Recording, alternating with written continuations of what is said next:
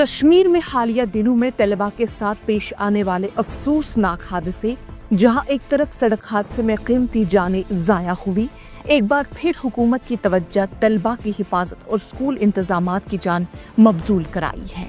Directorate of school education Kashmir کا اہم اعلان سامنے آیا، جس میں کہا گیا ہے کہ کسی بھی نابالغ طلبہ کو گاڑی کے ساتھ تعلیمی اداروں میں داخل ہونے کی اجازت نہیں دی جائے گی۔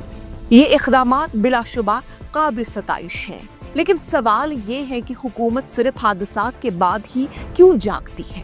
یہ پہلا موقع نہیں جب ایسے حادثات نے حکومت کو متحرک کیا ہو۔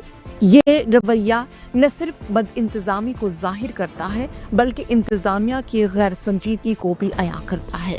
سڑکوں کی خستہ حالت، اسکول وینز کا ناقص معیار اور ٹریفک قوانین کی دھجیاں اڑانے والے ڈرائیورز کے خلاف پہلے ہی سخت اقدامات کیوں نہیں کیے جاتے؟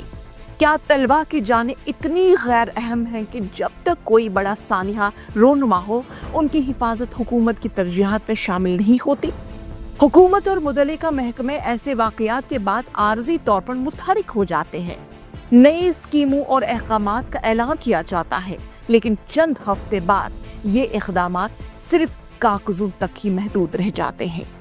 یہاں والدین کی ذمہ داری بھی کچھ کم نہیں ہے۔ نابالغ بچوں کو گاڑیاں دینا، ان کے غیر ذمہ دارانہ رویے پر نظر نہ رکھنا اور سڑکوں پر ان کی احتیاطی تدابیر اختیار نہ کرنے کو نظر انداز کرنا خطرناک نتائج کا باعث بن چکا ہے۔ والدین پر فرض عائد ہے کہ وہ اپنے بچوں کی سرگرمیوں پر نظر رکھے، انہیں ٹریفک قوانین کی پابندیوں کا شعور دے اور نابالغ طلبہ کو گاڑیاں چلانے سے باز رکھے۔ یہ نہ صرف ان کے بچوں کی بلکہ دوسروں کی زندگانیوں کے تحفظ کے لیے بھی ضروری ہے۔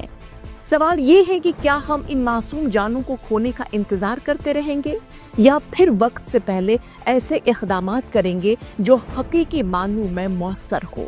اگر حکومت واقعی سنجیدہ ہے تو ایسے صرف فوری رد عمل دینے کے بجائے طویل مدتی منصوبے بندی پر توجہ دینی ہوگی۔